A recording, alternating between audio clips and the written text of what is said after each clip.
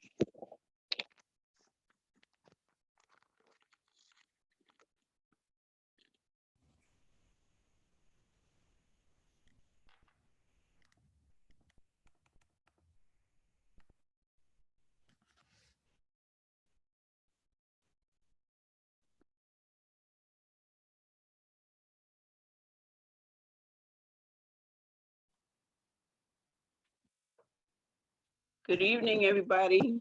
Can you hear me? I'm having a lot of difficulty tonight. Oh, we can hear you. Okay, good. I Alexandra, you're apologize. muted. Hi. I apologize in advance because I'm going in and out. My internet is unstable for some reason. So hopefully I can complete the meeting. All right. Do we have a hi, Alexandra? Thank you for coming. Hi, Carmen. It's nice to see you. Happy New Year. Nice to see. Happy New Year, right? Happy New Year to everyone, except for the board member. We already had the pleasure of spending a night together. That's Oh, yeah. Definitely. Okay, I'm trying to see who's all the committee members here.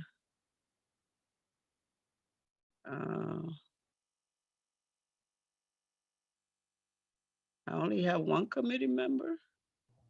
Yeah, so far. I'm gonna keep myself muted for a while because now I swear, like every time I sign in, my dog starts barking as soon as I sit down. It's embarrassing. What kind of dog is it? He's a Westie, a terrier. But like literally for the last few meetings, every time I unmute myself, it's like something clicks in his head that he should be making noise. Yeah, I was having that issue at the beginning of quarantine. My dog is very large and very loud, and he would bark every single time I had a phone call. Yeah. There should be like a recap of remote meeting bloopers. I was in a training and a lady was directing the training and her cat just jumps into the background and starts me out. That's so funny and so cute.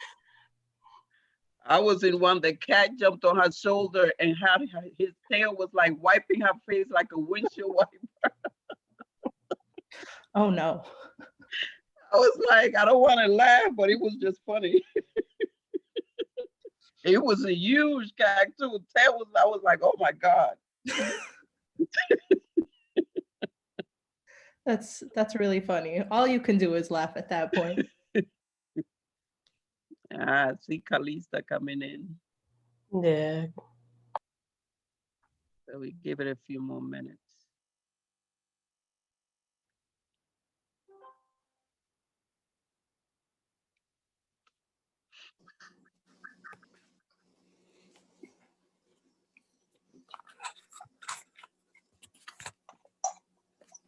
Good evening.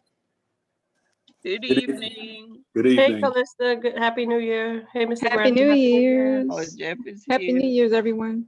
Yes, Hey, Happy I New was Year. just Yes, Happy New Year.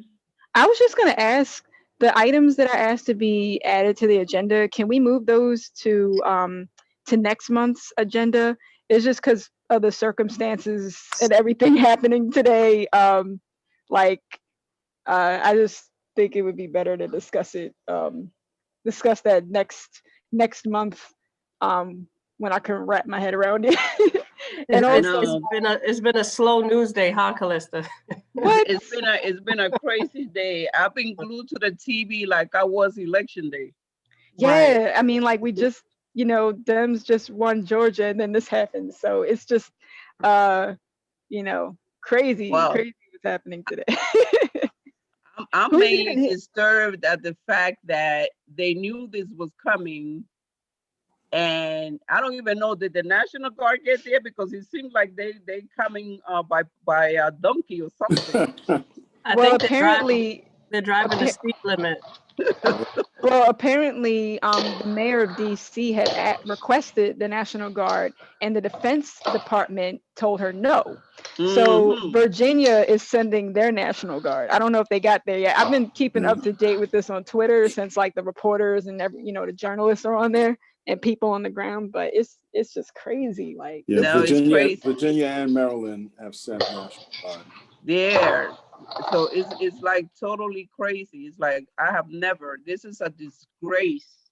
A disgrace. I'm saying every Democrat that switched party and voted for Donald Trump should be on hiding right now. Well, Cori Bush, she was one of the main leaders for the Ferguson protest, and she was just elected to Congress for like the St. Louis area. So she's going to introduce a bill calling for the expulsion of all of the congressmen who supported these acts. And Ilhan Omar, the representative for Minnesota, is introducing articles of impeachment tomorrow for Donald Trump. Even if it's just 2 weeks left, he should be removed immediately. Oh my God. Yeah, I think Yeah. treason is an impeachable act. Yes, Yeah, Last time and I checked. sedition, right? Yeah. Yes, it is. And he just when he came with his little video, that was even worse. Yeah. Yeah. They asked him to make a video Hiding. to calm things down. Yep. And he starts railing about, the election again. People dying. Woman They lost her stole, life. they to- stole the election. I won by a landslide. Go home, good people. We love you. Wow. Wow. This is what we come to. Oh, it could be worse. We could be the ones that are fighting against him having stolen the election, right? Can you imagine that? Yeah. My No, God. imagine us doing that when he won. Oh, please, All of please. the supporters. There'd have been tanks out there, flamethrowers. What? Oh yeah, totally. Like they have images of the National Guard on the Capitol steps when Black Lives Matter protesters were Oh, yes, I saw that. peacefully and unarmed, Right. protesting. But yet Mhm. these guys are allowed to go in with rifles and, kill someone. I mean, and, incite violence is just insane. Talk about Uh, vandalizing property. The U.S. Capitol. Went into the speaker's Unbelievable. office, leaving notes at the Unbelievable. speaker's office.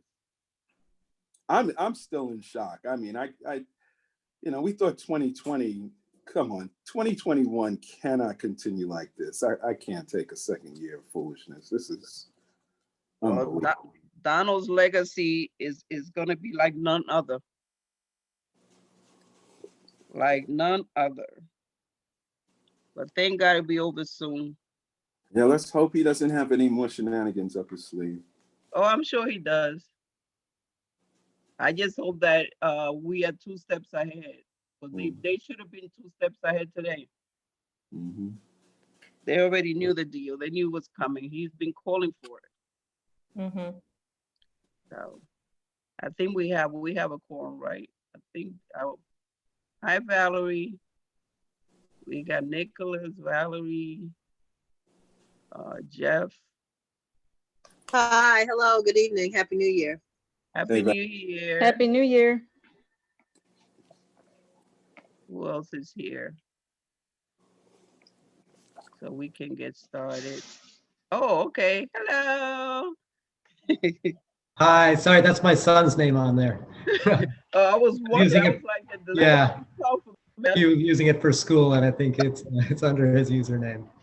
Hey, Nice to see Suman. everybody. Hi, nice to see everybody. Hey, man. Hi. Hi. All right. So we can get started. Welcome everyone. I hope everybody had a great holiday. Happy New Year. And I think this meeting is going to be quite short because Emily had a family emergency and she actually had the bulk of the reporting tonight. She did send me some notes about Clove Road.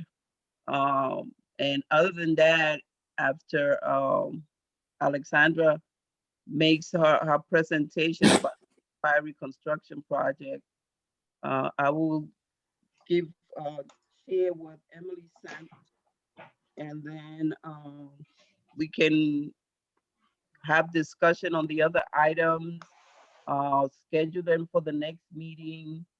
I believe we have somebody from Boy. Is somebody from Boy? Yeah, The e-scooter? yeah, my name is. Oh, okay, great. How are you? Ooh, e-scooter. Yeah, yeah. So we'll actually have those presentation and then we can just go on into our committee discussion and ideas for or place those items on the agenda for the next meeting. So again, welcome everyone.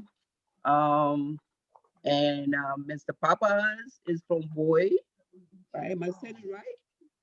Yeah, you've got it right. Okay. So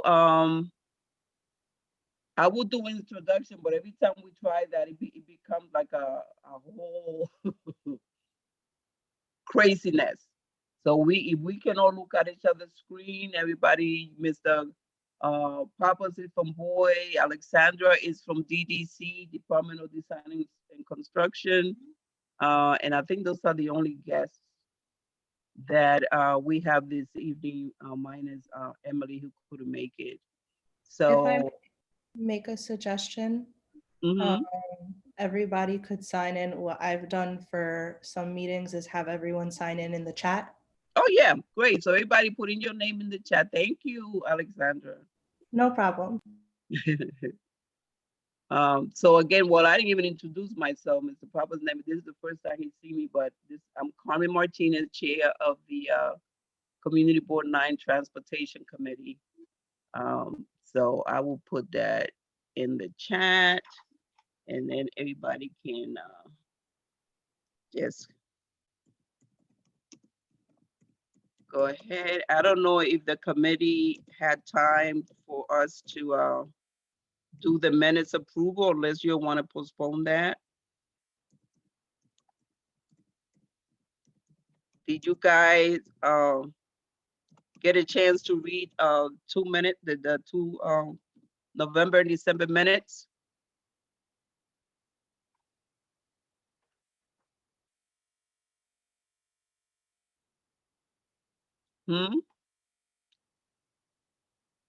Any comments on the November and December minutes?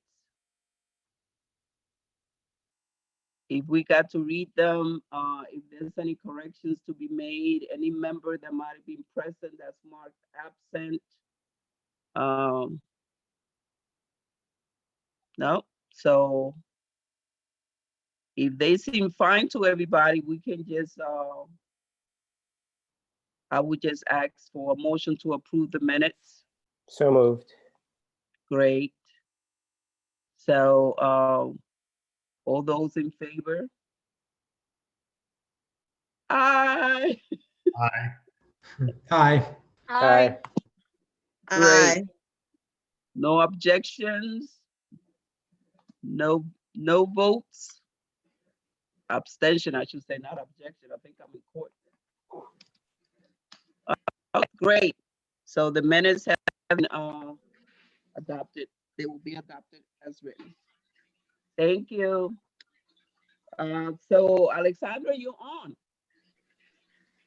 Hi, everyone. My name is Alexandra. I'm the Community Construction Liaison for the DDC reconstruction of Empire Boulevard. We have 2 active locations for the project, which I will be referring to as the west side, which is Empire Boulevard near Prospect Park in like the Washington Avenue, Franklin Avenue location. And then I will be referring to the east side location, which is over by Utica Avenue. Now, our current work is primarily on the west side.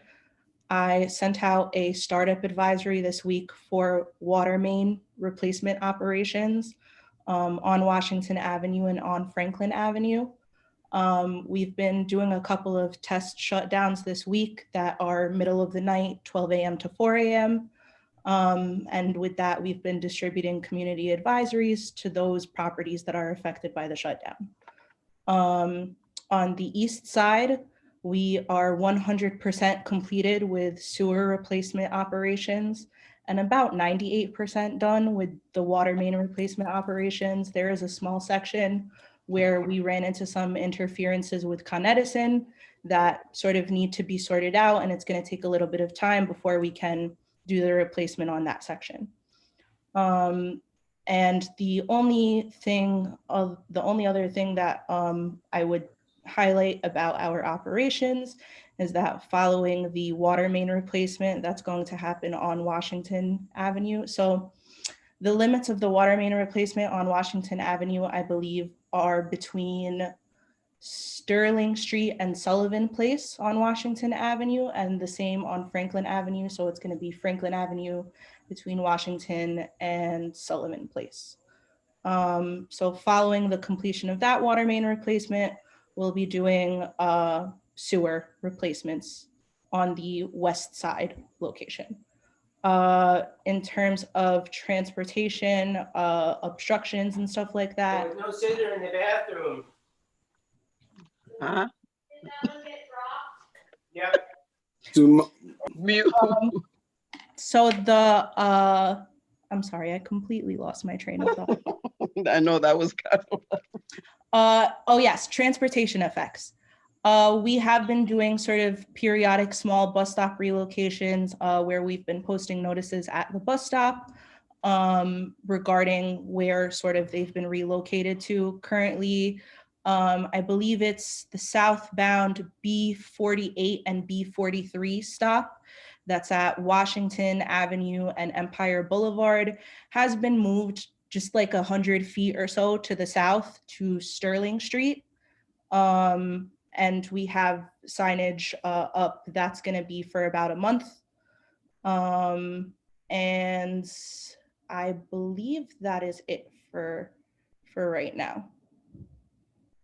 The last thing also actually is somebody mentioned last meeting that I was in attendance of, the Western Beef driveway that comes off onto Franklin Avenue. We will not be having to move that, or we will not have to obstruct it.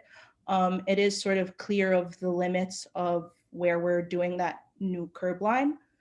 The only thing that I can think of that we would be potentially affecting it is intermittent closures, where like we're doing replacement of utilities that are directly in front of it. We would be closing it off for intermittent periods of time. But we are not going to be like obstructing it with that closure of Franklin Avenue that's going to be occurring.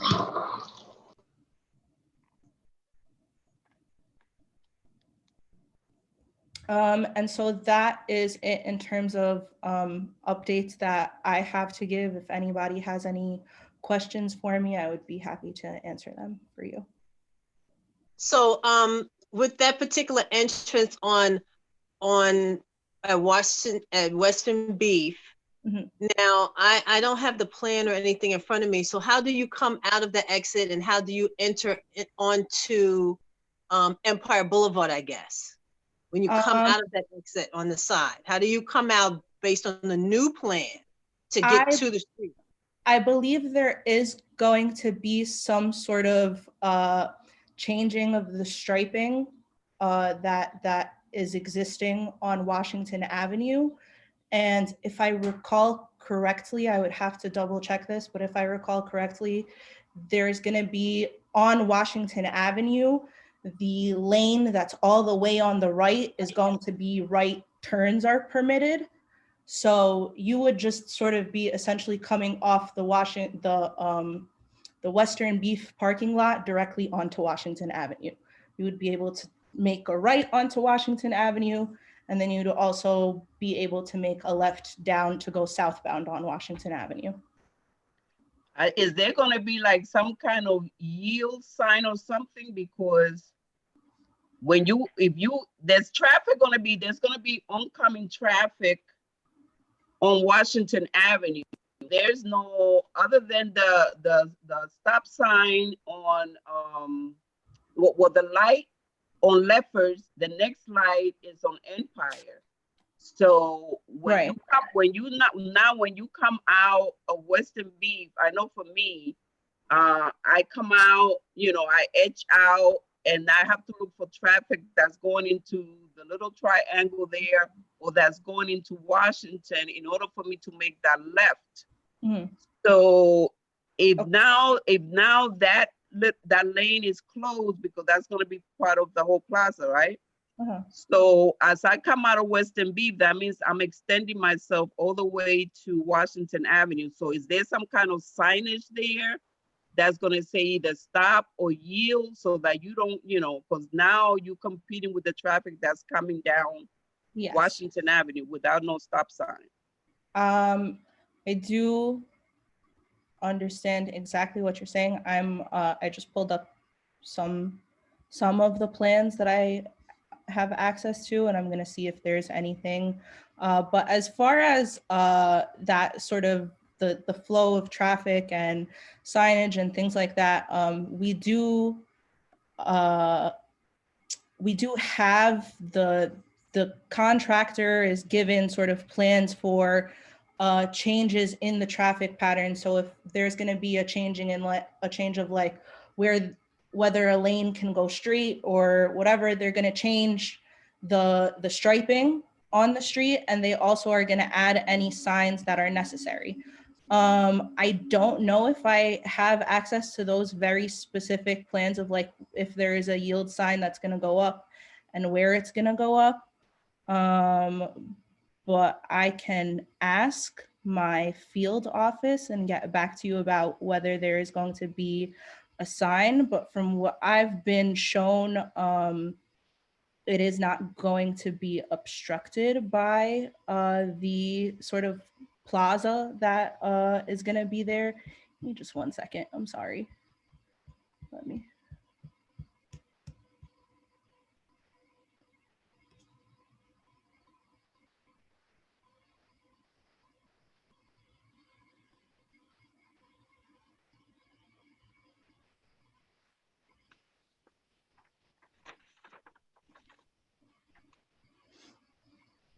Yeah, I don't have very specifically whether there is going to be, as you suggested, a yield sign. I can ask my resident engineer specifically about what measures will be put into place at the exit of the Western Beef parking lot to ensure that the flow of traffic is not dangerous to people Right, right. leaving the parking lot. I will Yeah. definitely, Because- because the thing is, I do have some plans, but there's also plans that I'm unable to read just because I don't have the technical engineering Right. knowledge. So I will definitely be checking with my office about what sort of signage will be put up to ensure safety at that exit. Yeah, because even right now, it's kind of, I know for me, because, I make a quick turn to come to my house because Sterling Street is adjacent. So when I come out of Western Beef and I look left and right, I just go whoop and make that quick turn and get onto Sterling Street. Yeah, as soon as you have the opportunity. Right, and traffic coming down Washington can have the option of making that right to go on to Franklin or staying on Washington, but now that right is being eliminated, which means that there's going to be more flow of traffic just heading straight on Washington Avenue. So it'd be interesting to know, how they're going to deal with, are people going to be able to make a left and a right turn? That's one thing, because that's a two-way street, Washington. Or how they're going to deal with that traffic pattern and the signage, the pedestrian signage and all that other stuff. Yeah, I think you indicated that there was a plan already in place and that the diagram was set. Are we privy to see that? Because it sounds like it's kind of changing and some of these things weren't considered. No, there's nothing changing. The plan is set in stone as it is right now, and it is private information. So we won't be able to see what makes it private. I'm just asking. I don't know how that works. What makes it private? That this project that helps the community to help us be safe. So how is it private? So there is some very specific information in the contract plans that it just cannot be shared with the public. It's very specifically engineering. It's about what's underground. It's about where electric lines and cable lines and all of these sorts of things. And to share that with the public and to have that as a public plan is a huge liability to public safety.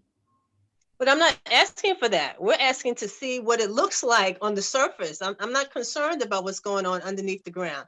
I'm just wanting to be able to share this information with the transportation committee. Just one moment, excuse me, so that we can help.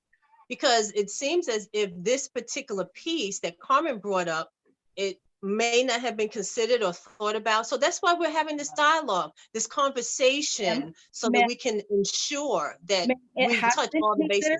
It has been considered. Every angle has been considered. I simply can't read the plans. Okay. So who can read the plans that can? As I said, I will be going back to my field office. I will be discussing with my resident engineer, and I will ask him what measures and what signage is going to be put in place at the exit of the Western Beef parking lot to ensure safety. And would you be able to see if you'll be able to just show us the surface exit of that just one little part? That's the only part that we're really kind of concerned about, what it looks like. Going to be a sign there. Unfortunately, no. I don't have any renderings. All of our plans were given to us as it's been stated and as it's stated on all of our advisories. This contract is sponsored by the Department of Transportation as well as the Department of Environmental Protection. The Department of Design and Construction is managing this contract of plans that are given to us and that are established. These plans are not going to change. Every angle has been considered. It is a project that is primarily related to Vision Zero and pedestrian safety. In terms of anything past that, unfortunately, I cannot tell you. As I said, I will be going to my resident engineer. I will be asking what measures are going to be put in place for safety at that exit of the Western Beef parking lot, and I will get back to the community board as soon as possible. Thank you. No problem. Hey, it's Warren. Hi, Alexandra. First, a happy new year, and thank you for your continued time.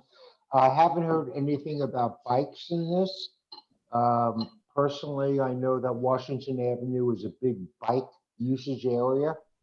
And I know when I come down Washington Avenue, and then have to make a left into Sterling Street, it's pretty hit or miss. Are there going to be a bike lane or anything that will protect bikers as I they go through that area? I will look into that for you as well. I will ask about those plans and what the That'd be great. sort of situation is going to look like. I can tell you that there is not going to be a protected bike lane. No, I'm not asking for that, but just some sort of markings that will Yes. give us a couple of feet of safety. Yes, I will. If are there existing bike lanes there? Yes, right? No, No. but, Okay. but with I the will- closing, I will check if there is a bike lane that's going to, because as I said, they're likely going to be changing some of the striping on Washington Avenue. So I will check if that includes adding a bike lane. okay, to give you some history, when Washington Avenue was first being discussed, there was going to be a bike lane, and based on community opinion, there wasn't. But what I guess it was DOT, what they did is they gave us an extra few feet in terms of striping, which is a very safe area. So, okay, just so you know what was going on. So while the community didn't want a bike lane, it's still a single lane road with like 3 or 4 feet from the parked cars. That gives us an area to travel down safely. Okay. Yeah, I will check if there's a bike lane proposed for this area, or not proposed. Or planned for this area. but it's a very congested area, Yes, and I know there's been a number of accidents, so yes, I will look into that for you. terrific. I appreciate it. Thank you. You're very welcome. So I'm trying to remember the conversation, but are they planning to have I thought they was talking about having a right turn lane on Washington and Empire. Is that, do you know that's still going to be the case? You mean traveling on Washington and turning right onto Empire? Right. I believe that might be the case. I recall seeing a plan. Yeah, because I'm trying to remember where I saw it, but I Yeah. thought that they were talking about it. I believe that might be the case. I will double check and confirm for you. Okay, thank you. Any other question?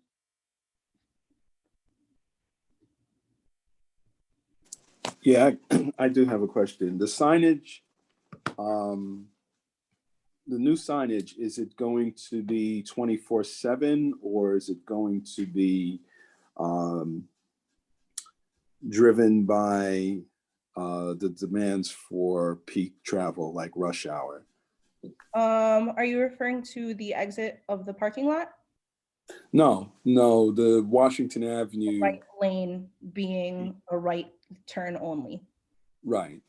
Is it 24/7 or? That is an excellent question. I will make a note of that and I will check with that as well. Because as I said, I'm not particularly versed in the engineering sort of aspects of the plans. I do have access to some of them, and I can sort of do quick reviews of things, but in terms of the getting that specific, I don't have that sort of, I don't know. I will check for you. I will ask if the signage is going to be, or the right lane, the right turning lane, if it's going to be 24 hours or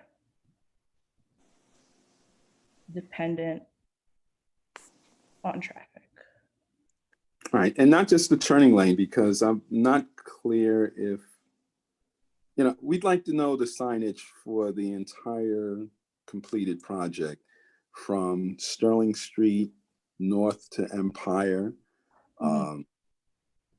And that would be on the east side, right? And then on Empire, once you head east, so the south side of Empire from Sterling, say to, I think that's McKeever. Okay. Yeah, I'll look into that. Yeah, it's Washington, Franklin, McKeever. Yes. Oh, yeah, I will look into that for you. I will see if there's any sort of at the very least, I will look into it, and I personally will try to create some sort of mock-up of what that's going to look like, Okay. based on the information that my engineering team gives to me. Thank you. And hopefully I can share that at the next meeting. Thank you. And for those that are able, Nicholas, if you have time, look at the markup that Nicholas put in. It kind of give you an idea of what it's going to look like. Okay. It's in the chat. It's in the chat? Yeah, it's in the chat. If you can open the file, you can see. Where and did- I believe he has shared it before with the committee when the discussion. I don't see it in the chat. Yeah.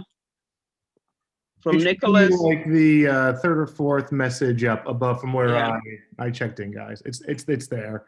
It's a .png file, so if you can't open it, Yeah. let me know, and I'll be happy to send over like a PDF or like whatever you need. Just let me know. Yeah, I opened, I looked at it. It looks good. I mean, it's kind of gives you an idea. And So- I was completely spitballing here. I could be way off base, but it seems like it's a logical way that the triangle will be laid out, to me at least. Just Why kind don't I do of, you know what, I can send it over to you, Jeff, if you want. I can do it by PM. Okay, I was wondering if you could just share your screen with it, but Yeah. if not, you say it's right, it's like what, the third from the top? No, from the bottom. Is the third from the bottom, Yeah, I can send it to you. right above Valerie. Okay.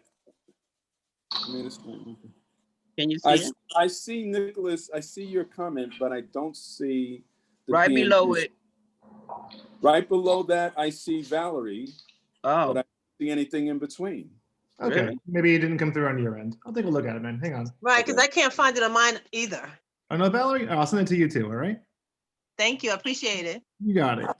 Thank you. Khalid or Mia, are you guys able to download it and put it on the screen? Yes, give me 1 second. Thank you. Yeah, that way everybody can visualize it and Yeah, it's not on mine either. Yes, it just finished downloading for me, and it does look quite accurate. And I just wanted to also say that I will be including my email address in the chat as well. My email address is on all of our advisories, but in the event that anybody here tonight would like to reach out to me directly to ask some questions, I would be happy to answer your questions or concerns as well. Great, and here it is on the Oh, screen. yeah, you want to? can you guys see it? Yeah, Carmen, I could see it. Thank you. I can see it too. Yeah. So Right. so Alexander, you see what my question is when you come out of the exit? Could you continue sharing it for a couple minutes more, whoever was sharing it? Thank you. Sure, I'll share it. Give me 1 moment. And Callista, I'll email it to you. Thank you. So, yes, I do understand your concern about where it's coming out Right. from the exit. As that is, it looks like it's currently a parking lane. Right. Well, that's Franklin Avenue. That's the Franklin Avenue piece, which when you came out, you could make that immediate right and go on Franklin and then make the right on Empire. So that's being eliminated. Yeah, Which means that you have to come out to come Washington. all the way, yeah. Yes, I will check about that signage because you're concerned about making the left. Right. About making the left the right, like, Yeah. because like now you have to go so further out in Yes. order to see the coming traffic. While before you could stay, like within the Franklin Avenue space, and be able to see it, but now you have to go all the way out. Yes, I do understand your concern, and I can see why you would want some signage over there, and I will check that we have that in place. Right. Because as you be like, I can come out and make that quick left, and Yeah, be on Sterling Street. Yeah. Which is what most of us people on Sterling Street do when we leave Western Beach. Yes, I see exactly what you're talking about. Yeah. This is one of the reasons why we need to have images so that we can have discussions like this. So when you see something, you can visualize it a little bit better than just, talking from memory or what we thought we remembered. So that's just what my concern was. That if we have images, as I said, once I figure out the plans and I speak to the engineering crew, I will personally try to create some sort of mock-up of what that's going to look like. That would be excellent. Perfect. Thank you. Thank you. Alexandra, I just want to reinforce that left turn onto Sterling Street is just not for people who live on Sterling Street.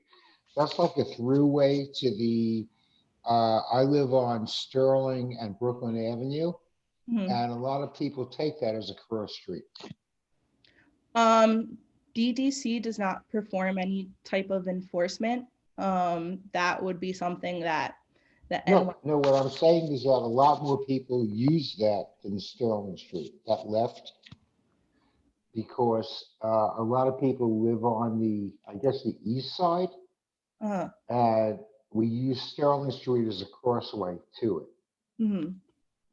So if I'm going to Sterling and Brooklyn Avenue, I use Sterling Street. Right. Okay, so it becomes more important. Even though I don't think there's anything more important than Carmen's left turn. But, right. And if you got a sign that says no Warren Burke allowed, we'll settle for that. That's not an unusual sign. Yeah, I can see what you're saying. I'll look into it, as I said, and I'll get back to you as soon as I can. And I will try to sort of create a mock-up if possible with the information that's given to me by the engineering team. Terrific. Thank you so much. Great. Thank you, Alexandra. You're very welcome, guys. Thank you for your presentation. And if there are no further questions, we can move on to Voy.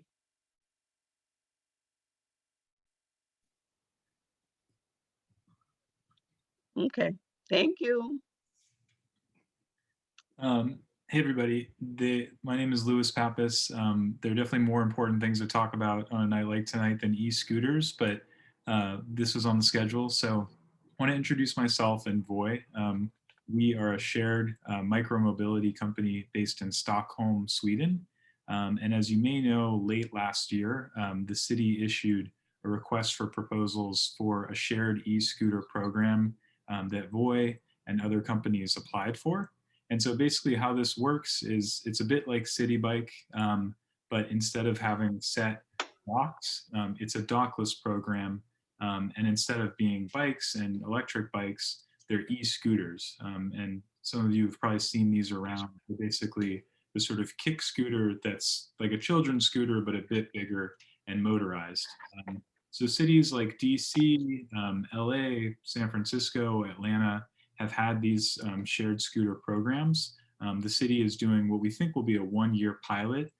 We don't know where it's going to be in the city, but we're sort of doing a tour of different community boards to just socialize the idea and let you know it's coming and answer questions and talk a little bit about Voy.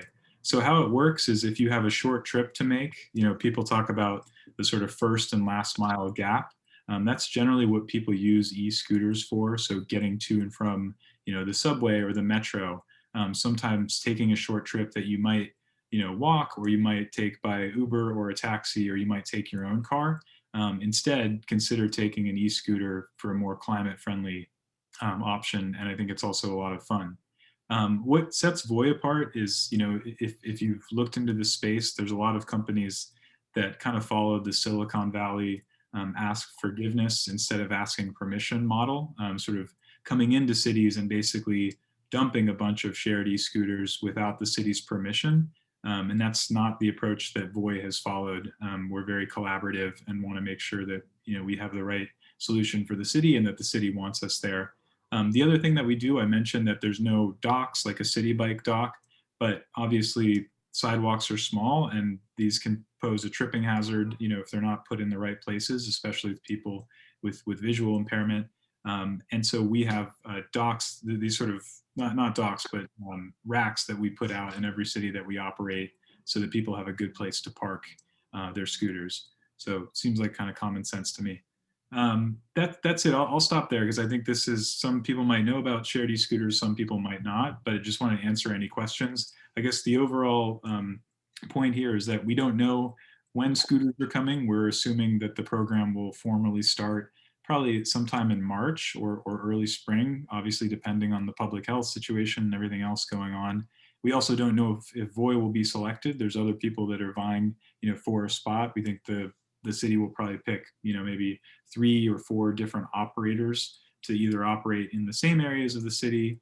We don't know that it's going to be here or operate in sort of different pockets of the city, like when the city did a dockless bike pilot in the Rockaways and on Staten Island and different places. So I guess this is sort of to be continued, but if there's anything that I can answer about shared e-scooters or Voy or how it'll work, happy to do that now. I have a question with regard to safety. Is there anything that's built in that you have to wear a helmet, or do you have to be a certain age? Is there anything that's just pre-requirements before you're able to access the e-scooter? Yeah, great question. So in New York, the state law is that you have to be 16 or over to ride. So we have basically a driver's license scan feature when you sign up and you download the app. It can be your driver's license, NYC ID. If you have a different state or an international ID, it can basically validate all different types. And then there's a curriculum that you go through to learn, what it means to ride a scooter. Because there's a lot of people, the good thing is that a lot of people that come to scooters, they're not people that previously rode a bike in the city. But riding in traffic and knowing all the safety rules and how to interact with cars, obviously there's a bit of a learning curve. So we take people through that. We offer free helmets. So we'll have different events where people can learn how to ride a scooter, give them a helmet there. You can always basically just opt in and say, please send me a helmet. And then we also give people that buy sort of monthly passes a collapsible helmet, which is kind of nice because then you can have it with you and fit it into a bag. So there's a lot of different sort of safety approaches. That's obviously been one of the big things with having more small vehicles on the road, is how riders are safe, but also all the other road users.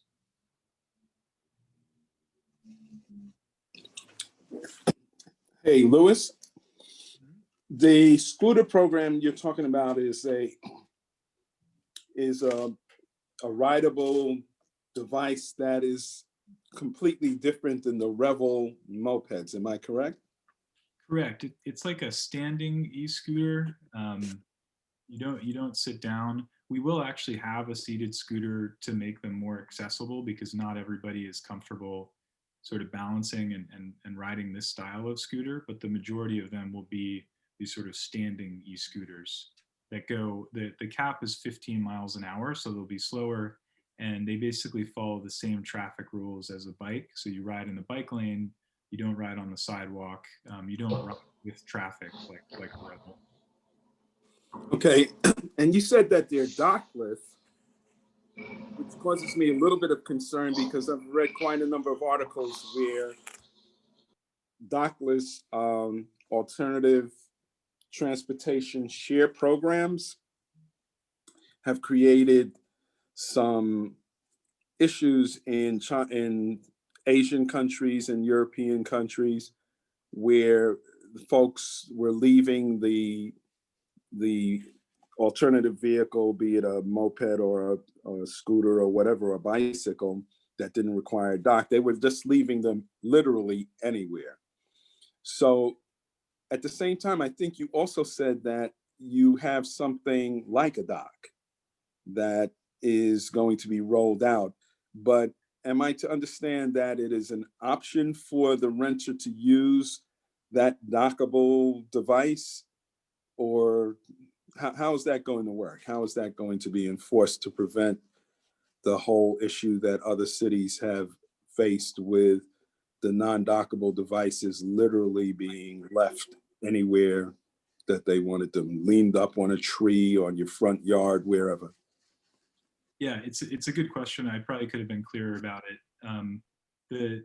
I guess one thing, before I talk about Voy and what we do, is that we don't know exactly what docking or locking requirements the city may enforce. So in DC, they're thinking about having like a lock to requirement where every scooter has a sort of locking device. And so you have to lock it to a bike rack or a pole, and that helps make sure that they don't end up sort of in the middle of the sidewalk or on your front lawn. We'll see what the city does with that. I think there are benefits as long as there are enough bike racks to lock them to. Our approach at Voy is having a sort of hybrid system. So those parking racks I talked about, it makes total sense to have those near a really popular store or near a subway because there's going to be a lot of trips ending there. In other areas, sort of more residential areas where people might want to ride right up to their house or right up to where they're going, that flexibility is what people really like about e-scooters.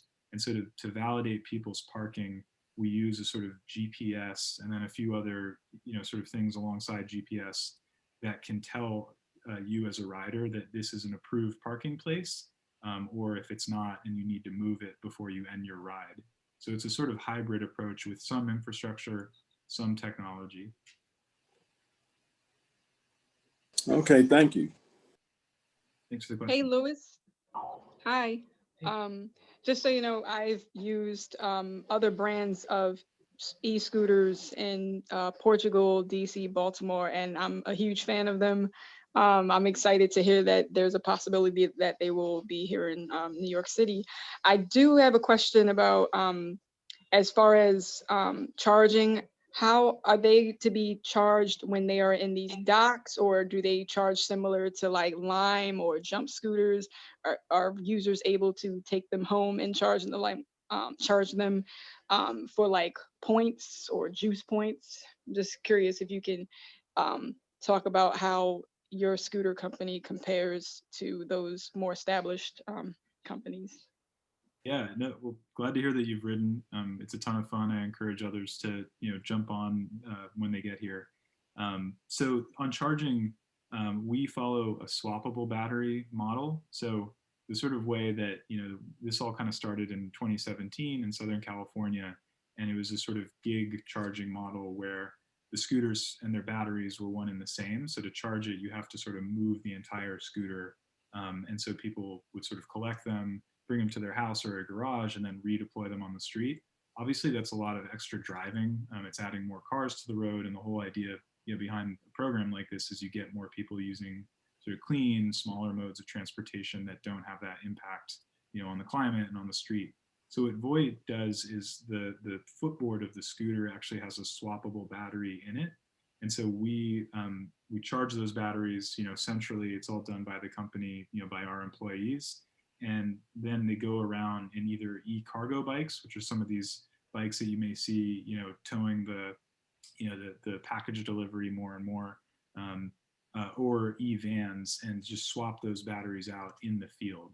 And that just makes it so it's a lot more seamless, and there's just less, operational impact to keeping the scooters charged and in good repair. What's the maximum speed? It'll be 15 miles an hour in New York. That's our understanding. I think some of this stuff is like maybe to be finalized by the city, but we have the ability to basically set the speed limit, remotely, and then they can't go over that. We also have a beginner mode. So I think Callista, maybe the first time you rode, it was a bit of a new experience. It was for me. And so I think when we launch, if we do launch in New York, we'll cap the speed for new users at 10 miles an hour and make the acceleration a little bit slower. And that just gives you the chance to sort of learn what it's like to ride in these speeds before you're going 15 miles an hour. Okay. So how will these scooters be serviced? And how will they be monitored? I heard you say something about a GPS. So if I got a scooter, it breaks down, do I just drop it on the side? Does somebody come back? Do they monitor it? Who's monitoring the scooters, and how would that happen? Yeah, it's they basically have like what we call a brain on them. So, if you own a scooter, it probably doesn't communicate with anybody, it knows what its battery charge is and all that sort of stuff, and whether its light is on. We have a sort of additional device that feeds all the data about the performance of the scooter, whether there's something wrong with it, whether it needs to be charged, whether it's tipped over. And the operations team locally looks at that, and so they know that if for some reason there's an issue that we detect, the field technicians can go out, either do a minor repair in the field or collect that scooter and bring it back to a service center that we'll set up somewhere close to where the pilot zone is. We don't know where that is yet, and that's all done in-house. You can also give feedback at the end of your ride. You got somewhere, but you noticed that the brake was a little bit loose, or the scooter was dirty, and then we use that data to come out and make the fix. Mr. Almanor? Yes, the question I have is that you're going to be installing those racks near the subway station, you said, for the busy area. Where is it going to be? Is it going to be on the sidewalk or on the street? Yeah, I think it'll occupy similar places as like a city bike dock or a bike rack. We don't know yet what the city's approach will be. I mean, that would be our recommendation, is somewhere that's intuitive to use, somewhere that there's enough space, but obviously somewhere that's not in the way of pedestrians. So I think like looking at city bike docks in the areas that there are city bikes nearby, that could be informative.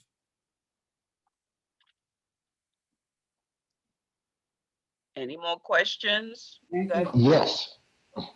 Hi, this is Warren. Louis, are you familiar with the issues that Revel had after the launch? Yeah, absolutely. With underage. So let me just state those for the participants, that the security measures were underrated. There were multiple users for one account. And what this created was that underage drivers and everyone else was using them. So my question to you is, what security measures, based on the, I don't want to say crisis, but it was very, very difficult. What are you doing? Yeah, it's a great question. That was really unfortunate, obviously, and put people at risk because those are big, heavy vehicles moving around. So So is a scooter. Look, I ride a bike at 15 miles an hour. That's pretty quick.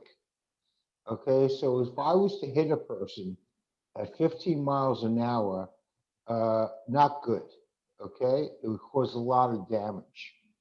So while 15 miles an hour to a car driver may sound slow, to us on two wheels, it's very fast.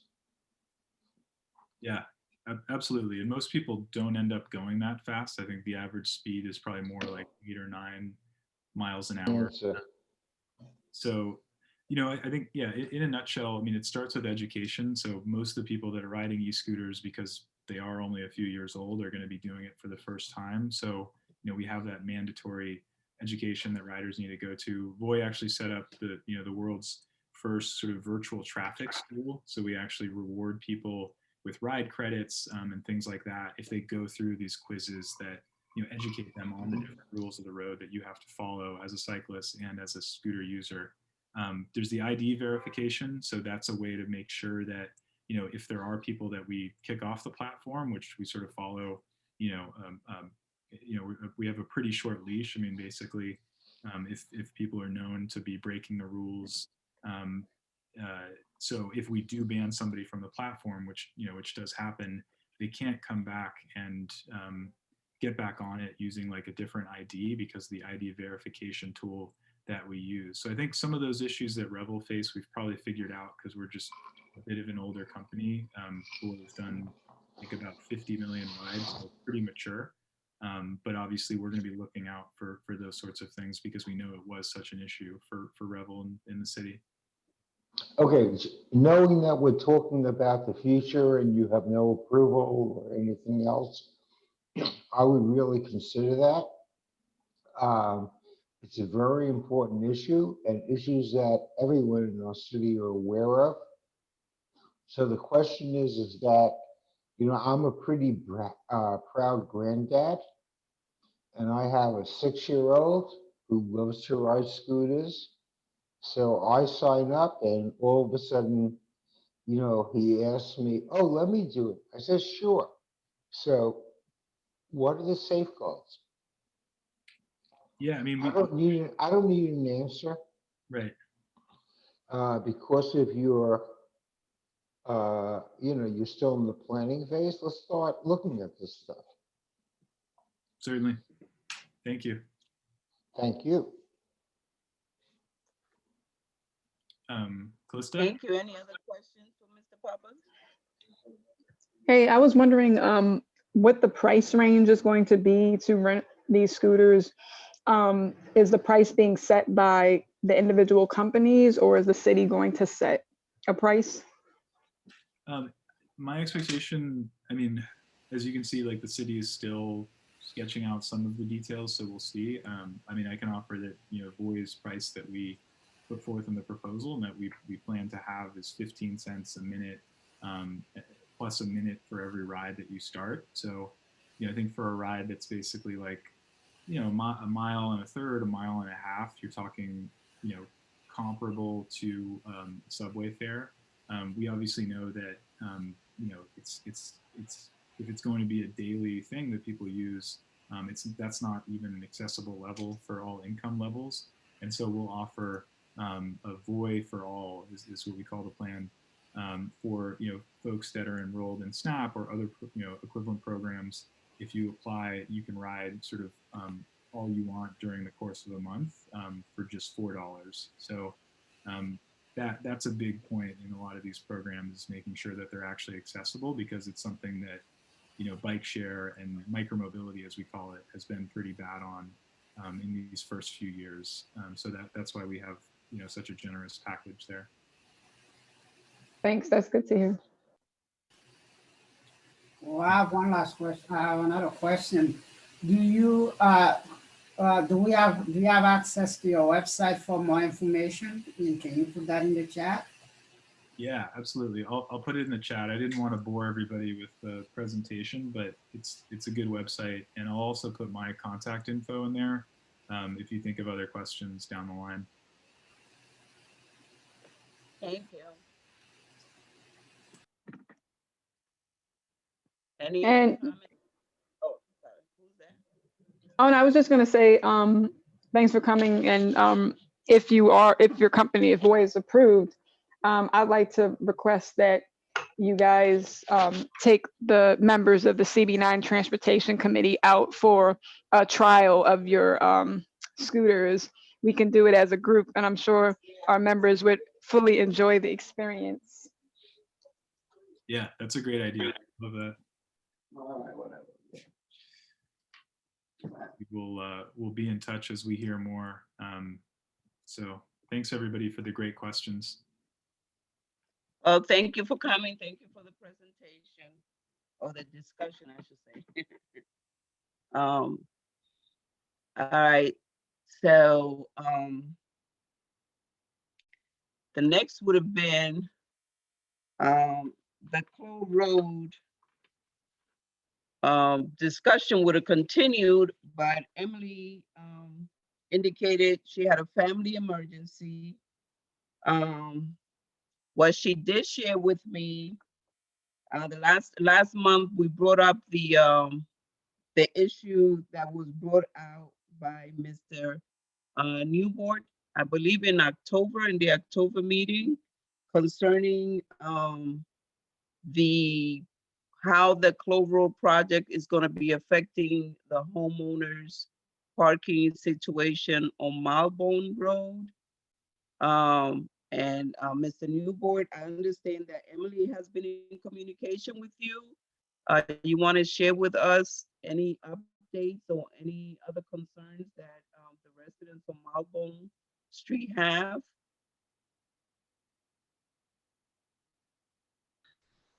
Hi, sorry, I wasn't able to make it to the last meeting, and so I didn't hear exactly what went on.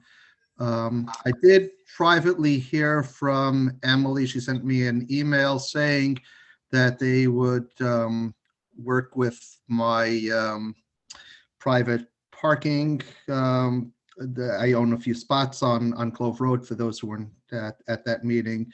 I have like driveways on Clove, and when they were talking about decommissioning the street and turning it into a plaza, I said that I expect that they would give me access to my parking, and they said in an email that that's the intention of the plans, but I haven't really seen anything about the plans. There's something posted by the DOT, by the way, that has a PDF with a mock-up of one page of the plan. And it seems to be that the Clove Road Plaza is going to be just where that new construction is and not extend past where, like, for example, the Associated is on Clove Road, but it's hard to tell. And I was hoping to hear from Emily today. And so that's where it's standing right now from what I heard. Right, well, they actually, the developer and their architects, as well as DOT, made presentation last month concerning, and there is a PowerPoint that Board 9 can share with you if you want to put your email address on the chat or contact Mia or Khalid in the office so they can email you the PowerPoint that they presented to, or I think Mia, I don't know if they can, do you see it? Can you download it? I don't see it. Okay, I see your email, so. Okay, if you could email me, I really appreciate that. Email it to him, please. I see it, will do. Thank you. Hi, Sam. It's Warren from Community Board 9. What does it mean that you own certain parking spots? It's driveways. Driveway. I showed the DOT. I showed Yeah, Emily. that's fine. I have no problem with driveways. I was just curious about public parking spots. No, it's not public parking spots. I call them parking spots only because they're not the, they don't look like the traditional driveways. They're a little bit narrower than the traditional driveway. So it's like a parking area that's off in the, off to the side. And, Okay, let me and that's part of the, give me a little more information here. So the driveways on Malbourne are those very high, how do I put it? A lot of angle driveways. right, those are prone steep. to anything instead of that? I own something on Clove Road, not on Malbone Street. What do you own? I own parking spot, let's call it driveways, just to keep it out, to avoid confusion. Well, let's call it what, I'm just really interested because. I believe that I live on Montgomery Street. I believe, Mr. Newbold, you're speaking about maybe 3 spots that kind of are directly across from the loading dock, perhaps, that face Clove Road. Correct, that's. Okay. So it's like a triangle. Explain that more to me. All right, Warren, let him finish describing the spot so Okay. everybody else can get an idea. Yeah, I just want to get a handle on this because I've worked a lot on Clove Road and I didn't know there was any private ownership. Right, so if you drive down Clove Road from Montgomery down towards Malbone Street, if you drive down Clove Road, so on the left side, opposite the, essentially opposite the loading dock for Associated, there's I know an exactly. area that indents, and it's paved rented and to the their buggy cars company? parked there. And those were designated as parking by the Department of Transportation. I pay taxes on those spots. If you want to look it up on Acris, you can see. No, I think I know. That's where you rented to Buggy? I rented to Buggy for a short period of time, a few spots because the neighbors were complaining that they were taking all the spots on the street. So to help them Okay. get them off the street, I said, if you want to park in my spot for a nominal fee, you can park there, and like this, the area residents can have parking. And now they've gone elsewhere into associated parking lot, and they've So rented they've gone, warehouse. that's a whole nother issue. So in other words, that space by your houses, that's a private parking area where you can charge a fee. Oh, I don't generally rent it out. It was just that it was for a small period of time to get the people off. Okay, That's how you do with your driveway, I think that's, you know. I can't hear you. That's, okay, the issue here, let's stick to the issue. The issue is your concern were brought up in October, and I asked for Emily for update. And that's when she indicated that they were going to look into the situation of the parking situation and something about the curb cuts, that they're still looking into the curb cuts. I'm sorry, I can't hear you Can you hear me? now. Go ahead. Right. So, Mr. Newborn, from what I understand, DOT is looking into the situation. You're kind of breaking up. We can't really hear you clear. Okay. I think the closer you get to the speaker, it may be a bit muffled, so just try moving back just a little bit. Yeah, How that's is better. this? All right. So, as I understand it, they said that the sidewalk inspection and management unit is currently looking into the curb cut situation on that stretch where your driveways are. So that's what they're working with you on? They haven't really contacted me other than to send me an email saying that they have checked into the ownership of those spots and have verified that in fact those are registered parking spots. That's Right, it. right. They were looking to see, they say if it's registered legal or cuts, that they will be basically incorporated into the project. So I gather at the next meeting, she will have more details as to how that impacts the homeowners or anybody else that has any, even because we even raised the issue of the associated in terms of the delivery to Associated, because they come in through Clove Road and cut through there. So they didn't have an answer for that either. So at the next meeting, hopefully and more than likely, they will have more information as to how they're going to deal with that situation there. Okay. But from what I understand, the Clove Road project is supposed to run the full length, because they're dealing with the cobblestone preservation and a whole host of other stuff. So once you look at the presentation, you might have more questions as to, you know, how the whole situation is going to work in relations to the homeowners and everybody else on Milebone Road, Old Street, I should say. Thank you so much. I appreciate all your efforts on my behalf and the owners of the properties on Malbone Street and Clove Road. So thank you so much. I really appreciate it. And I had brought up the last time about the associated loading dock, because Right. I think that if they close that up and then the trucks have to come in through Nostrand Avenue, where that's a high pedestrian trafficked area, Yes. parking lot, I think that creates a dangerous situation. So that's just, my opinion, and I can't speak for Associated, what their interests are. Right. I just think that from a community standpoint, that's something that should be considered. Right. And additional, there's gonna, the plaza is only gonna be open during certain hours. So we also have to get details of that. What are those hours?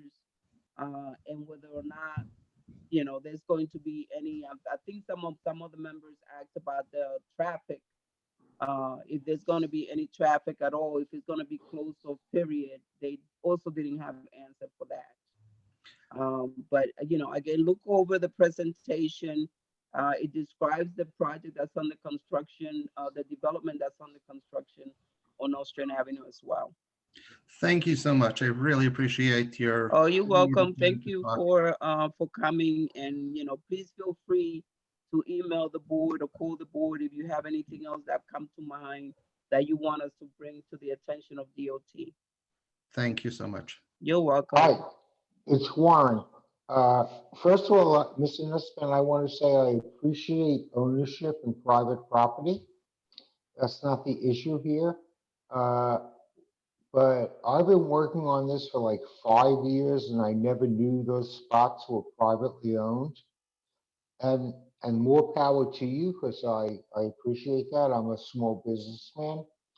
But going to the other picture, number one, what I heard from the previous, from Jake, who used to be the chair of CB9, was that the associated dock was illegally built, but that's something we'll find out.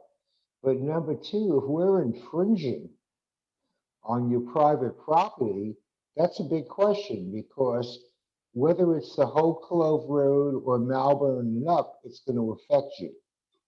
So it's very important that we see what's going on. I'm certainly supportive of the Clove Road project because it is just a rat's nest there. It's terrible. There are abandoned cars. It's just terrible. All right. But in the interim, if you're an owner, we have rights to look at. So I just want to hear about it. Thank you. As I said, I already sent the information to the DOT. If there's anyone on the board here who wants to take a look, you can see for yourself if you go onto ACRIS, which records property rights in New York City.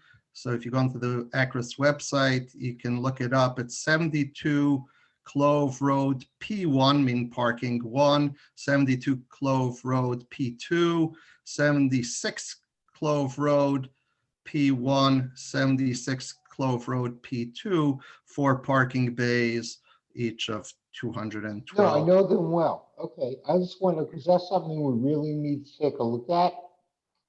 And has the city approached you to buy you out or anything? I'm sorry, I didn't hear the question. Can you repeat I that? said, has the city approached you to buy you out? The city hasn't done anything to approach me at all, other than to send me that email from Emily saying that they would try to incorporate my property rights into the plan for the Plaza Road, the Clove Road Plaza, which, I'm happy to have the Clove Road Plaza. I have no objections to it. Yeah, but how do you have no objections if no cars can get into it?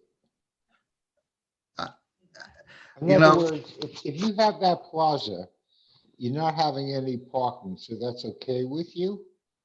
Like I said, if okay. my parking right, if my driveway's access is protected by that Plaza Road, I personally don't park on the street, so I have no objection. The other tenants and residents and owners on Montgomery Street and Clove Road and on Malbone Street may have a different view, but I can't speak for them. I'm not concerned with Malbury or Montgomery. I'm concerned from Malbury to Eastern Parkway. Are your parking spaces going to be impinged? I'm hoping that it won't. I haven't seen the plan. So the answer is yes. Okay, first of all, the situation with the parking has not been resolved. Well, D- look at, okay, Carmen, hello, look at hello. the diagram. DOT is looking into the situation. If those, whichever way they're going to be working out, is my understanding that Mr. Newboard and anybody else will be able to have access to their parking. So that's this is something that has to be worked out. Mr. Newboard, they're having a workshop. The developer, DOT, will be having a workshop, a couple of workshops actually, one in January and one in February, where they will be taking input from community residents and most certainly from the homeowners on Malbone Street. So that will be the time where all of these issues will be addressed. Hopefully, at the next meeting, Emily will have answers as to how you will be able to have access to your parking, or anybody else who needs to get access to their property through Clove Road or anything else. So right now it's just pure speculations. We don't have the answer. We hope to have the answer in January or the February workshop. So again, thank you for taking the time to come and share your concern. I don't know if there's any other homeowners or anybody, if there's somebody, Ronan, I don't know if that is someone that lives on Malbone that wants to share concern with us as well. But we would like to hear from Ronan if he or she is someone that's being affected by this project as well. Yeah, my name's Ronan. I'm in the same position as Mr. Newboard because we own that property together. But I'd just like to know, is the community going to be invited to these workshops? Yes, yes, it is. The workshop are for community input for the project. So that will be the time where the homeowners, you yourself, Mr. Bob, Mr. Newboard, anybody else that's within the proximity on Montgomery Street, on Malbone Street, on Empire Boulevard, anybody who's going to be affected by Clove Road, as well as community residents who may want or have other ideas for Clove Road's future. So those workshops will be held by DOT. We will certainly be part of it, and we will make sure that the community resident that we have contact information for. So I invite you to please put your email address in the chat so that Community Board 9 can add you to our communication list, so that you will get information as to when these workshops are going to be taking place. Hi, Carmen, it's Warren. For the record, I'm very disturbed to hear about this. It has not been presented beforehand. To hear about what? This has not been presented beforehand. In other words, we've never heard of any private ownership off of Close Road. Okay, I just want to let you know. No, just wait a second.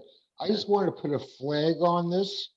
And this is something that the community board as well as DOT have to answer, because the way that this plan is and the diagrams that you sent out show an unrestricted plaza. So let's just take a look at it, get it out in the open and discuss it. All right, Thank you. Mr. Ronan, you wanted to? Yeah, so I just want to say that we've been discussing this with Community Board 9 and the DOT for over 5 years now, and we've come to many board meetings where the DOT was there, and we've sent them this information at each time, and we haven't been keeping it quiet. We went to a meeting that the Community Board 9 had when they were originally, before this project, they wanted to make it a park where they wanted to put the cobblestones back down, and we sat with the DOT, and the DOT refused to put the cobblestones because the Parks Department refused to clean it. and there was all these other issues. And each time we sat down with the DOT or with the Community Board 9, we told them unspecifically, we showed them the proof that these plots were ours. So it's not something that's just come up today. The only thing that came up suddenly is this plan for this plaza was basically approved by the DOT without any consultation with Community Board 9 or the people that live. I mean, it's not just us, considering we have a building here that pretty much is the entire Melbourne Street and Clove Road. There's a church on the corner, and there's the people that own right. You know, no one was consulted. It was just basically, you know, told to us that it's happening. Right. So So you were attending the meetings. Those were the meetings that were being held back in like 2014, 2015, around that time, right? I mean, I'm talking about 2015, 16, 17, 18. Right, right. We've been, I mean, all the time, 19. I mean, till the pandemic, we were going to the meetings of the transportation meetings all the time. Me and Solomon, we used to go down nearly every month when they had the meetings. Right. I mean, we're signed in, so you can see us on the sheets. We signed into all those meetings. Right. And DOT did cut communication with Board 9 once the controversy over the cobblestone, you know, became an issue. They just like shut down and said that they were not going to have any further dialogue. They said that the project was basically shut down and it was not going to happen. And then last year or early last year, all of a sudden, boom, there's a Clove Road Plaza. And you are correct in that Board 9 had no say on it. Neither did the community. So they are now, I mean, the negotiation was done with the developer, who was the one that put forth the proposal for the plaza that they accepted. So we are just as disturbed as you are, and trying to get our hands,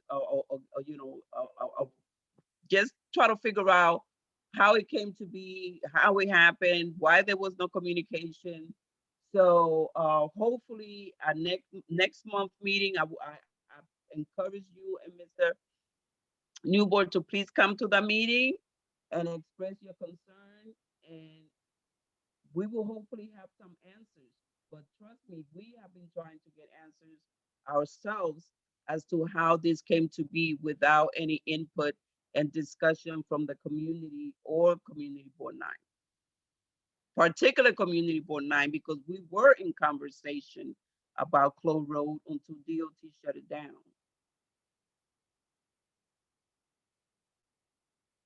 Right. So yeah, I appreciate that. That's, you know, yeah. We were involved a lot in those early communications when there was money put aside for the actual Clove Road rehabilitation or what it was, and then the DOT basically said, because of the cobblestones, if people don't make a decision, they're going to use the money elsewhere, which I imagine money was used elsewhere. But that's that. Yeah, we were very heavily involved in those days. Well, thank you for coming back, and Thank you. Stay involved and engaged. Okay, any comments from those that were present last month that saw the presentation? I have comments right now about the present conversation. Number one, I agree with Mr. Ronan and you that this whole thing with Clove Road is new and the community board didn't have any idea. Number two, I've been involved for the last 5 or 6 years with Clove Road, and I have never heard any of the public speak at a community board meeting about it. So I'm not quite sure what Mr. Ronan is talking about. Number three, we have a process as a community board, and for us to first hear about this is private ownership, it's sort of like 2 different tracks. So what I suggest is that Mr. Newsbound and Mr. Ronan bring our executive committee up to what's going on here. Thank you. I mean, just to say that this is Ronan again. I mean, we were dealing many times with Mike Cetera and Mr. Jake Ronan, Mike Cetera has been retired for. Yeah, but Mike Cetera did show up at many meetings after that, even though he wasn't part of the board, because he's with the architects were doing the whole Clove Road project. Right, Mr. Cetera actually brought an architect That was actually the last meeting that was held about Clove Road, and I was present. That's And fine. it My was, point it is was, that hello, was 6 hello, years hello. ago. It was Claudette. Claudette was there representing DOT. The engineer, and we might have the PowerPoint still at the office. And it came about the conversation and the preserving, and there was ideas for how to deal with the cobblestone. And then after that, they stopped coming to the meeting. That was actually the last meeting. I can't remember the architect, but I'm sure if we go back to the office, everything would be there. So yes, yes, you are totally correct that those conversations. That was 6 years ago. But even We now, have a even whole now, they new had the community groundbreaking. board. They had the Right. groundbreaking of the Excuse me, plaza. Mr. Mike Ronan. Sotero was at the plaza. Mr. Ronan, stop. That was 6 years ago or 7 talking about years ago. 6 months We ago. have excuse me, we have a whole new community board. We have new issues. One of them is parks and everything else. I'm not being negative, but I don't understand why we're first hearing about this. Okay? Those, excuse me, Warren, I hate to interrupt you all, but those spots are marked by Mr. Newport. I've parked on Clove Road and they're listed as know. private parking spots. So no, they've always been there. It's I not know, new. but this Those is spots no have always been there. conversation within our discussion, so let's have it. That's my point. Okay. We need transparency. Okay, thank you so much, Mr. Newport and Ronan. Again, if you will put in your email in the chat so that we make sure you get notice of the next meeting. Thank you so much for sharing your concerns with us. And again, we hope to see you at the next meeting and most certainly at the workshop that's going to be held concerning this project. Thank you. If, now moving on to the next subject, which is new business and any open discussions. Kalista is signing off. Are you still on, Kalista? Because I know you brought up some issues that you want to table for next month. I have a question. Yes. How do we get the new Flatbush bike lane cleaned? How we get it clean? Great. That's actually been an issue that I've been speaking to Mike Barata about because they have to ramp up actual enforcement and get people to move so the sweepers can actually pass. There's been an issue with people not moving their vehicles, so it's impossible for the sweeper to clean it. And this is a conversation that I had with him earlier this week, just because with the addition and the opening of the new entrances to the park, it'll be additional foot traffic and of course trash. So once enforcement is ramped up and people see that there's actual consequences to not moving your vehicle in Flatbush, then we'll get additional cleaning. Okay, because and I've we been brought riding it it for the up. last 3 weeks, and we don't have a problem with cars parking in the bike lane. But since the snow, there were just like piles of leaves and debris. So I think the enforcement, people are doing a good job in terms of the cars, but I think we need to know who cleans it and hold them responsible.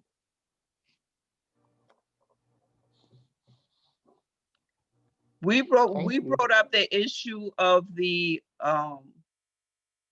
garbage collection on Flatbush Avenue on the protected bike lane to Emily, not last month, but I believe in November, because we had actually gotten pictures. I don't know if it was from Stanley or Paco, but somebody has sent pictures of the situation there, and we did bring it up to DOT. So we must do follow up with them to find out why it's still unkept. Do you know who cleans it? Is it DOT? Who is it?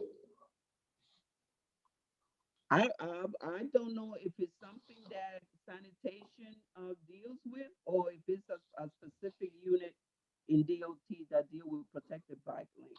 Yeah, we got to find out. We have to find out, and Right.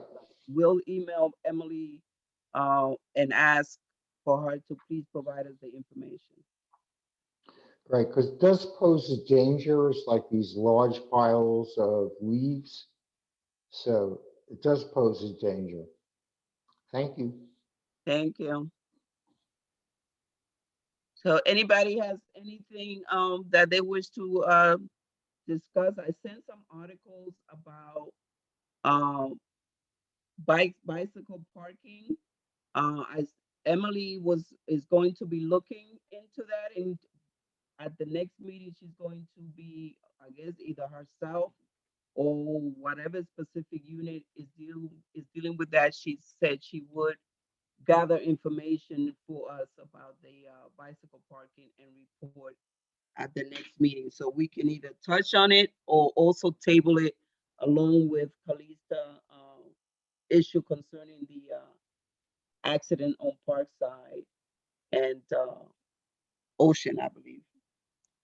The child that got hurt, that got killed.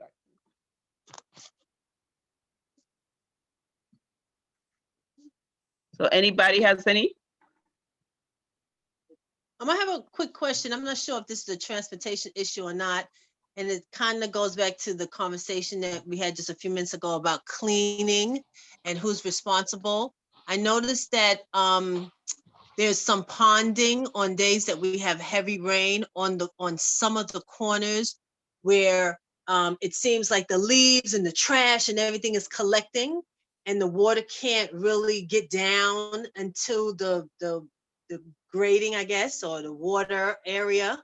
So who's responsible for that on the corners of each of the blocks to ensure that the drainage system is open enough to allow? Because with the snow and the rain, there's like ponding on several corners. Right, that's the Can't really Department cross the of street. Environmental Protection. So would this be referred to that committee maybe? 'Cause Yeah. we have okay. Yeah, but I don't even know if they have met. I know somebody brought the issue during the executive committee meeting about the environmental not having met. But that is a DEP issue. And I have also brought up. I can answer that, Carmen. Okay. The committee has not met. The gentleman who was the chair is having some personal issues. The committee will meet this month and Fred will be chairing it. Okay. So Valerie, look out for that meeting. Okay. And share your concern. I know that there's also issues of lack of drains on some corners, particular. I know even down here on Sterling Street in Washington, water pools. And as I look close, I realized that when they repaved the street and did the curb, somehow there's no drainage there. And the same thing is on Lefferts. And I think the next drainage I see is on Lincoln Road. So there is problems with the drainage problems in the district. Okay, thank you. You're welcome. So did we ever find out anything about that ponding on that one street? Well, we put it in the need assessment for the community board because it's a capital project. So according to DOT, I think they said they quoted some crazy figure like $5 million or something. The grading and the street, the sloping, it's a whole project. So we're hoping with the support from the council members, Alika, Samuel Ampry, who actually her office was the one that brought it to our attention, that she will support a capital project to do some street reconstruction there. Because there's still the dispute over whether the homeowners are saying, yes, they did have drain, DOT and DEP are saying they have no records of it, which is no proof because as we all know, the city didn't go, records were paper records for a long time. So there's really no way to determine whether there was or wasn't. We can only take the word of the homeowners that have been there for over 20-something years that say that there was before they did some kind of repaving. So we haven't gotten the responses yet for our request, our need assessment request, but we'll wait and see what they're saying in terms of funding that capital project. Okay, thanks. Oh, I have a question into new business. I don't know when the committee will have enough time to look up at the congestion on Parkside and Ocean Avenue. I know some huge the construction that's going to come there to put that Shirley Chisholm entrance there, because the congestion is still pretty bad. I think that's something we should start looking at it and see what we can do about it. Right, and we have to follow up on that because we submitted a list of issues, and I don't even think that we got an update, or it was supposed to be getting back to us. If you recall, we sent in a list of outstanding issues to DOT, and that was part of it. So I'm glad that you brought it up because I need to go back to that list. Okay. To list those items that are pending that they were supposed to get back to us, and we haven't heard, and that is one of the items. So yes, we have to look into that. Thank you. You're welcome. All right, everybody. Thank you so much. If we don't have anything new, anything old, I will ask for a motion to adjourn. So move. All right. All those in favor, yay. Yay. Thank you. And thank you. Thank you, Carmen. Thank you, everyone. Thank you, Warren. And thank you, Nicholas, for the presentation. It was helpful. Anytime. Yes. Anytime. Thank you. Happy New Year. So, everybody, good night. Good night. Good night.